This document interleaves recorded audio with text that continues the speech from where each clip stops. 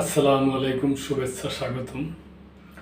প্রিয় দর্শক, প্রথম আলোতে ছেপেছে, আপনাদের মনে আছে যে 5ই আগস্ট যে গণ অভ্যুত্থান হয়েছিল, ওই সময় কিছু লোক যাইয়া সেনানিবাসে আশ্রয় নিয়েছিল। এটা 626 জন আর কি। তো সেনানিবাস থেকে ওইটার তালিকা দিছে আর কি, ওই ব্যাপারে সংবাদ। গণ অভ্যুত্থানের পর সেনানিবাসে আশ্রয় নেওয়া 626 জনের তালিকা দিল সেনাবাহিনী। ছাত্র জনতার অভ্যুত্থান পরবর্তী সময়ে সেনানিবাসের ভিতরে প্রাণ রক্ষায় আশ্রয় গ্রহণকারী ব্যক্তিদের বিষয়ে অবস্থান জানিয়েছে সেনাবাহিনী। সে সময়ে শুধু মানবিক দায়বদ্ধতার কারণে আইন বহির্ভূত হত্যাকাণ্ড থেকে আশ্রয় প্রার্থীদের জীবন রক্ষা করাই মুখ্য উদ্দেশ্য ছিল বলে সেনাবাহিনীর পক্ষ থেকে জানানো হয়েছে। আজ বৃহস্পতিবার আন্তঃবাহিনী জনসংযোগ পরিদপ্তরের আইএসপিআর এর এক সংবাদ বিজ্ঞপ্তিতে সেনাবাহিনীর এই অবস্থান তুলে ধরা হয়। এতে বলা হয়, পরিস্থিতি উন্নয়ন সাপেক্ষ আশ্রয় গ্রহণকারীদের বেশিরভাগই 1-2 দিনের মধ্যে সেনানিবাস ত্যাগ করেন। এর মধ্যে 5 জনকে তাদের বিরুদ্ধে আনীত অভিযোগ বা মামলার ভিত্তিতে যথাযথ আইনি প্রক্রিয়া অনুসরণ করে আইন শৃঙ্খলা রক্ষাকারী বাহিনীর কাছে হস্তান্তর করা হয়। আইএসপিআর এর সংবাদ বিজ্ঞপ্তিতে বলা হয়, জুলাই-আগস্ট 2024-এর ছাত্র জনতার অভ্যুত্থানে বিগত সরকারের পতনের পর কতিপয় কুচক্রী মহলের তৎপরতায় সার্বিক আইন শৃঙ্খলা পরিস্থিতির ব্যাপক অবনতি হয়। ফলে সরকারি দফতর ও থানাগুলোতে হামলা, রাজনৈতিক নেতাকর্মী সমর্থকদের উপর আক্রমণ ও ঘরবাড়িতে অগ্নিসংযোগ, মব জাস্টিস, চুরি ডাকাতি সহ বিবিধ বিশৃঙ্খলা দেখা যায়। এ ধরনের সংবেদনশীল ও নাজুক আইন শৃঙ্খলা পরিস্থিতিতে দেশের নাগরিকদের মনে নিরাপত্তাহীনতা জন্ম নেয়। সংবাদ বিজ্ঞপ্তিতে আরও বলা হয়, এমতো অবস্থায় ঢাকা সহ দেশের প্রায় সব সেনানিবাসে প্রাণ রক্ষার্থে কতিপয় রাজনৈতিক ব্যক্তি সহ বিভিন্ন শ্রেণী পেশার নাগরিকেরা আশ্রয় প্রার্থনা করেন।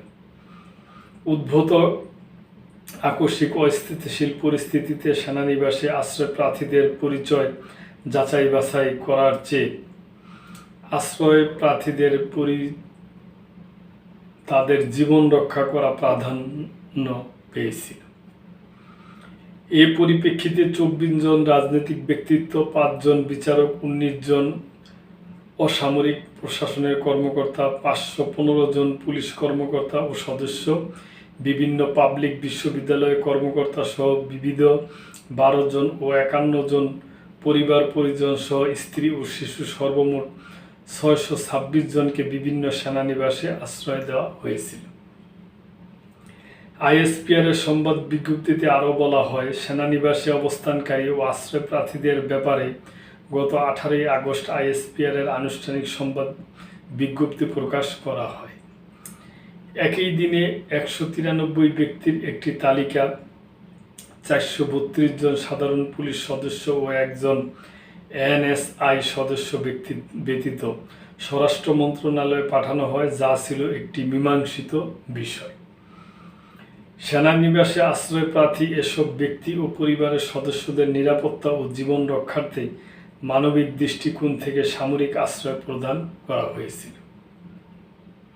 সংবাদ বিজ্ঞপ্তিতে বলা হয়, তৎকালীন বিরাজমান নিরাপত্তা পরিস্থিতিতে আশ্রয় প্রার্থীদের জীবন বিপন্ন হওয়ার সম্ভাবনা ছিল, কিন্তু দুঃখজনকভাবে কিছু স্বার্থান্বেষী মহল উদ্দেশ্যপ্রণোদিতভাবে বিভ্রান্তিকর সংবাদ ছড়িয়ে বাংলাদেশ সেনাবাহিনীর ভাবমূর্তি ক্ষুণ্ণ করার পাশাপাশি জনগণের সঙ্গে দূরত্ব তৈরি করার অপচেষ্টা চালিয়ে যাচ্ছে।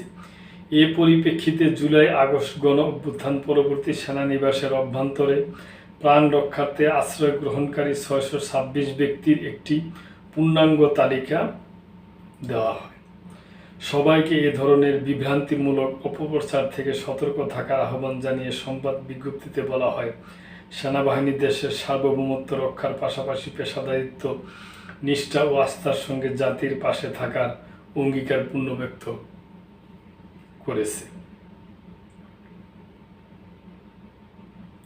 তো দর্শক, বিভিন্ন থেকে যে উঠছিল যে সেনানিবাসে আশ্রয় গ্রহণ করছে, তো সেনানিবাস থেকে আজকে ওনাদের তালিকা দিয়ে দিছে এবং এটা আমরা সাধুবাদ জানাই। তা ওই সময় একটা অন্য বিবৃতিকর একটা অন্যরকম পরিস্থিতি ছিল, দেশের অবস্থা খুবই নাজুক, আইন শৃঙ্খলা। তো এই স্বার্থে ওনার আর কি ওই সময় বিবেচনার থেকে নাম ঠিকানা ইসের কিংবা অন্য থেকে ওনাদের জীবন রক্ষাটাই হয়ে দাঁড়াইছিল। তো এই ব্যাপারে ওনারা বলছে তো, এবং এই ব্যাপারে অলরেডি তালিকাও প্রকাশ করছে। তো দর্শক, এই ছিল সংবাদ আজকে এই পর্যন্তই। লাইক, কমেন্ট, শেয়ার করে চ্যানেলটির পাশেই থাকবেন। আল্লাহ হাফেজ।